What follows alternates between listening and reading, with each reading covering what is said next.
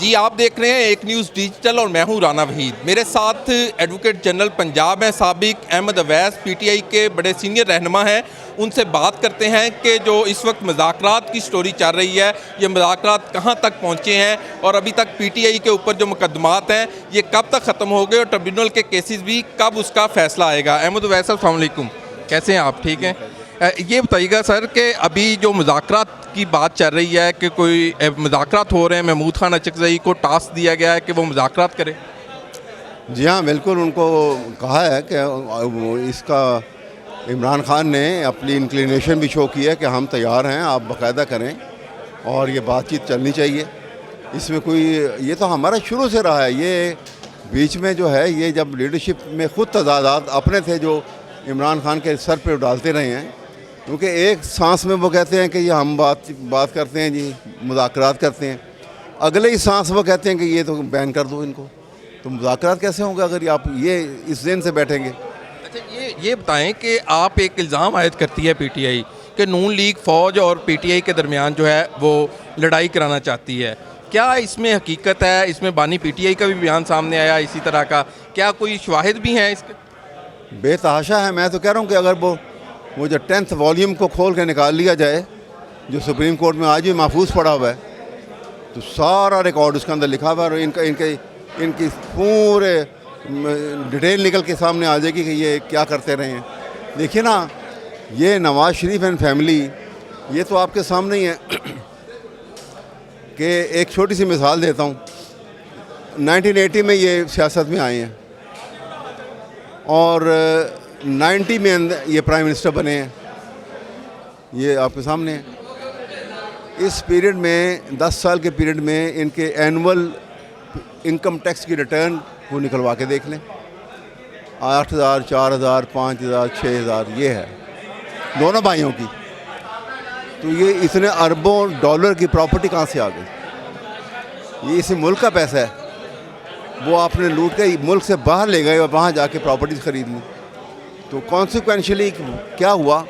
मुल्क गरीब हो गए, ये अमीर हो गए। लेकिन वो रिकॉर्ड जो है, जब ये बाहर जाती थी तो पाकिस्तान की इंटेलिजेंस एजेंसीज बड़ी तेज़ हैं, वो सारा रिकॉर्ड उनको पता लग गया था।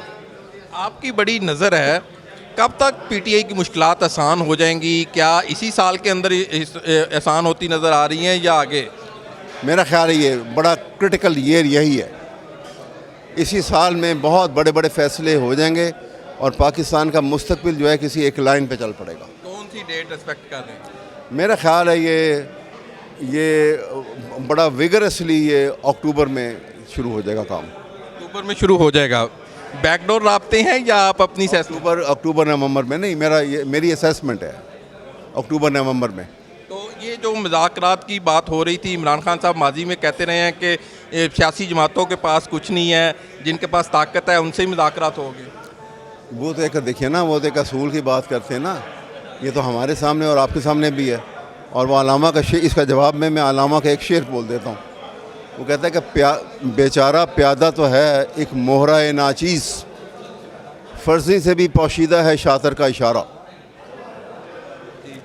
तो पीछे जो पुल करने वाले हैं वो तो उन्होंने हाँ ना करनी, तो ये हाँ ना करेंगे।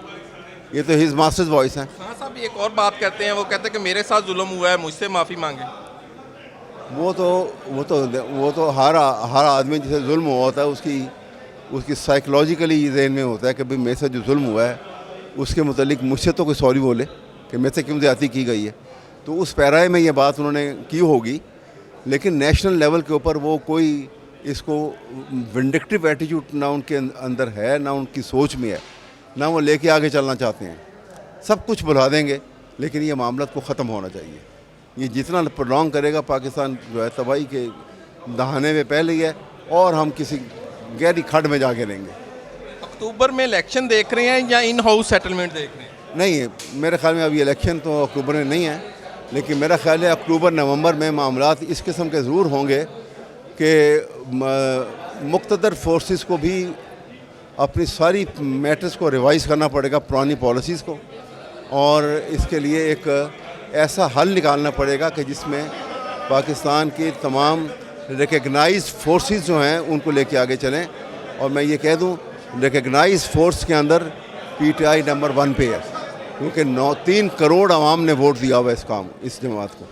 आप बानी पीटीआई को दोबारा वज़ीर-ए-आज़म देख रहे हैं अक्टूबर नवंबर? नॉट नेसेसरीली, मैं अभी मालूम नहीं इतना कि क्या डायनामिक्स क्या डेवलप होते हैं, लेकिन वो एक इम्पॉर्टेंट पोजीशन में ज़रूर रहेंगे।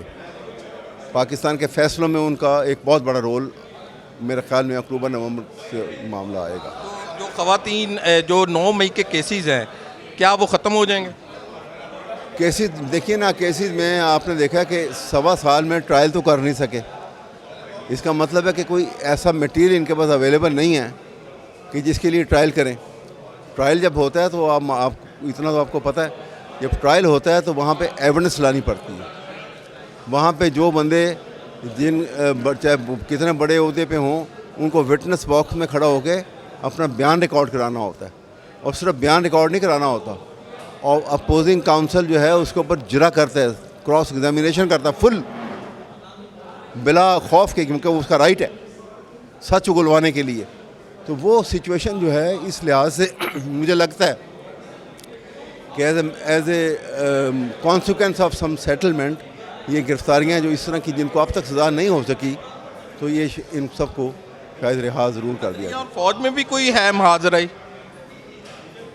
अदलिया फ़ौज के महाजराई तो आप देखिए ना, ये अभी आपको सामने नज़र आ रही है। वो 6 जजेस का लेटर जो है उसके ऊपर बेंच बना हुआ है, तो उसके ऊपर वह अदलिया ने रिएक्ट भी करना है और अपना फ़ैसला भी देना है। तो वहाँ ही पता लग जाएगा कि किसने जो है अपर पोजीशन जो है कंट्रोल कौन करता है, ये वहाँ उस फैसले में पता लग जाएगा। परवेज़ लाई भी जब से छूटे हैं वो मुतहर्रक नहीं है पार्टी के अंदर। अब मैंने अभी बीमार थे, अभी भी वो नॉट कमज़ोर हैं हेल्थ वाइज, लेकिन कमिटेड हैं पार्टी के साथ। ये आपका राब्ता है उनसे? हाँ, बिल्कुल है। तो ये बताइएगा कि अक्टूबर नवंबर में अगर ये आप जैसे कह रहे हैं कि कुछ चीज़ें बदलती नज़र आ रही हैं, क्या कौमी असम्बली बदलेगी या पंजाब भी साथ बदल जाएगा? ये तो it will be followed a great change. अच्छा, दोनों होंगे अगर? मतलब है कि मैं अभी तो मेरी तो असेसमेंट है ना, तब्दीली जब आती है तो उसके जो रेपरकशन होते हैं वो नीचे तक आते हैं। तो कहते हैं ना, water flows from the higher level to the lower level, वो टिकलिंग डाउन इफेक्ट जो है वो नीचे तक आता है उसका, तो वो इफेक्ट तो आएंगे फिर। इसका मतलब दोनों तरफ तब्दीली आएगी, बहुत बड़ी आएगी, मुझे लग रहा है। तो क्या आप समझते हैं कि चीज़ें जो इस वक्त पैकअप की तरफ जा रही हैं, कोई मुज़ाकरात के लिए कोई रास्ता भी नज़र आ रहा है कि बस ऐसे ही है कि कोई बैकडोर में या आगे या पीछे? देखिए, जब मुज़ाकरात होते हैं ना तो उसमें इसकी ये बहुत सारी ऐसी पेचीदगियाँ भी जनरली दुनिया में जब भी होते हैं, उसको कहते हैं कि बैकडोर डिप्लोमेसी भी कहते हैं और ओपन नेगोशिएशन भी कहते हैं। वो ओपन नेगोशिएशन भी होती हैं, ये पार्लर्स बैठ के फैसले करेंगे, बैकडोर डिप्लोमेसी भी होती है, ये साथ साथ चलते हैं। अच्छा, 1-2 कोई नोट बना होता है, 1 पहला मुतालबा, दूसरा, वो जब वो अभी जब वो सिचुएशन आएगी तो होगी ना। अभी तो ये इट इज़ जस्ट अभी तो ये लाउड थिंकिंग है। जब उसकी एक शक्ल बन के सामने आने लगेगी तो फिर उस वक्त ये इनको टी और भी बनानी पड़ेगी अगर गवर्नमेंट ने बैठना है तो, और फिर बैठ के सारी बातचीत। आपकी कौमी सतह के जो लीडर हैं अहमद अवैस साहब, उनके दरमियान बड़ी रस्साकशी रहती है, जैसे शेर अफजल मरवत है, गौर अयूब है, और उसके साथ गौर कह रहा हूँ उसके बेटा जो है गौर का, वो उसके दरमियान, और ये सारी चीज़ें जो है ये किस तरफ, क्या डायरेक्शन नहीं मिलती या कि ये बानी पीटीआई से मुलाकात के बाद अपनी अपनी तशरीह कर लेते हैं बातों की? नहीं, बात यह है कि देखिए, लीडरशिप इस वक्त जो है यंग लोगों के हाथों में है और उनके सिंसेरिटी के ऊपर कोई डाउट नहीं है। अब बात यह होती है कि आप एक ऐसी पेचीदा सूरत हाल जिससे हम दो चार हैं आज, उसके लिए क्या मेंटली ट्रेंड थे, तैयार थे? तो नहीं थे। तो उसलिए बहुत सारी गलतियां भी होती हैं, बहुत सारी चीज़ें साथ साथ सीखते भी चले जाते हैं। तो और बीच में पार्टी के अंदर छोटे मोटे, ये हर पार्टी में होते हैं, इख्तलाफात तो होते ही रहते हैं, लेकिन इख्तलाफात की वो सूरत जहाँ पे एक दूसरे के ख़िलाफ़ आप इस हद तक आगे निकल जाएं कि पार्टी और नो पार्टी और आप वेंडिटा आप सेटिस्फाई करना है, वो सूरत नहीं, ऐसी नहीं आ। फवाद चौधरी और दीगर का क्या मुस्तकबिल देखते हैं जिन्होंने? मेरा नहीं ख्याल कि जो लोग जो हैं वो कमिटमेंट करके और प्रेस कॉन्फ्रेंस करके चले गए हैं, तो उनके लिए पार्टी में तो मुश्किल है कोई। बहुत शुक्रिया अहमद अवैस साहब आपका वक्त देने का। ये आपने गुफ्तगू सुनी अहमद अवैस साहब की, ये बड़े सीनियर रहनुमा हैं, एडवोकेट जनरल पंजाब रहे हैं, पंजाब में पीटीआई की दौरे हुकूमत में, और ये अंदर की खबर भी रखते हैं। उनका कहना है कि अक्टूबर नवंबर में जो है हालात बदलते हुए नज़र आ रहे हैं और ये तब्दीली सिर्फ कौमी असम्बली की हद तक नहीं आएगी, ये पंजाब में भी तब्दीली आएगी। नए वीलॉग के साथ फिर हाज़िर होंगे। राना वहीद को इजाज़त दीजिए। अल्लाह हाफिज़।